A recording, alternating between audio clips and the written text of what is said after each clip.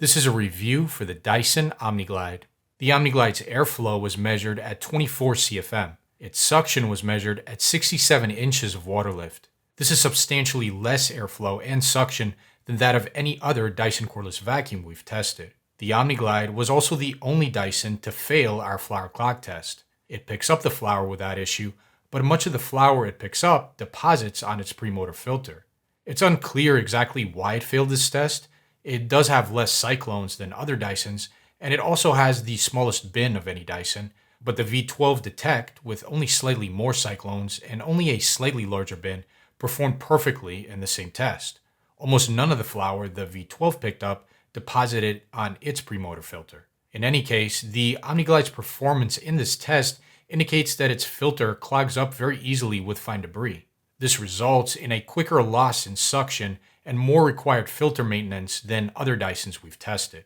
When it comes to surface level debris pickup, cleaner head design is of course a critical factor.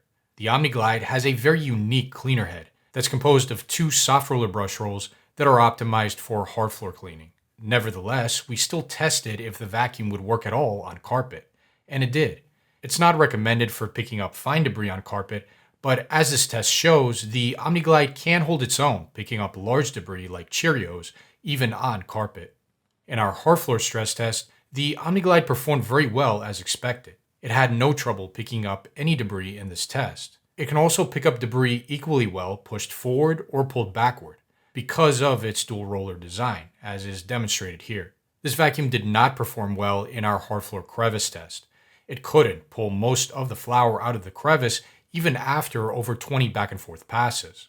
Most other Dyson cordless vacuums can pick up all of the flour in under 10 passes.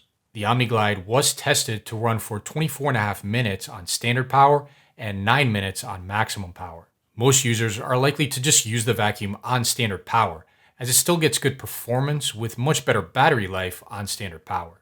Like all other Dyson cordless vacuums, the Omni-glide passed our debris containment test. It had no trouble properly sealing in the fog used for this test. We also tested to what extent the Omni-glide would tangle with long hair. In our tests, it tangled with 40 to 45% of 8-inch long hair and 70% of 14-inch long hair. As you can see here, some of the hair tangled along this edge of the cleaner head, and a good bit of it tangled around this side of the cleaner head. Either way, the Omni-glide definitely tangles a lot more easily with long hair than other Dysons we've tested. It also tangles more easily with long hair than most other cordless vacuums we've tested in general. Moving on to ease of use, the Omni-glide is very light. Its main body is light and its cleaner head is light. This makes it very easy to handle and maneuver around furniture. It's also easy to control.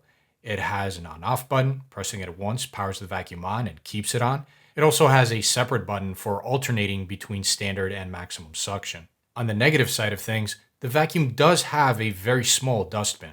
We measured it to have a maximum capacity of only 100 milliliters. The average cordless vacuum dust bin has a maximum capacity of around 500 milliliters. Summarizing all of the pros and cons for this vacuum, we do like the very unique design of the Omni-glide. We like that it's a vacuum that's uniquely made for cleaning hard floors. The Omni-glide performed very well picking up surface level debris in our hard floor stress test. We also like that it can clean equally well being pushed forward and pulled backward.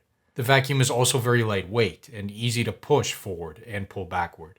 On the negative side of things, we were very disappointed in the vacuum's performance in our flour clog test and in our hair tangling tests. The vacuum also performed poorly in our hard floor crevice test, and it has a very small dust bin. Moving on to general recommendations, the Omni-glide is generally not recommended because of its performance in our flour clog test. Its performance in this test indicates that it will lose suction quickly as its filter clogs up with fine debris. It also indicates that it will require extensive filter maintenance over time. If you're looking to buy a cheaper Dyson for hard floor cleaning, we recommend the Dyson V8 instead. The V8 passed our flour clog test, tangles much less easily with longer hair, performed much better in our hard floor crevice test, and has a much larger dust bin. You can buy a soft roller cleaner head for the V8 for excellent performance on hard floors. See the description of this video for a link to our V8 review, as well as a link to the latest updated list of all of the cordless vacuums we recommend, and thank you for watching.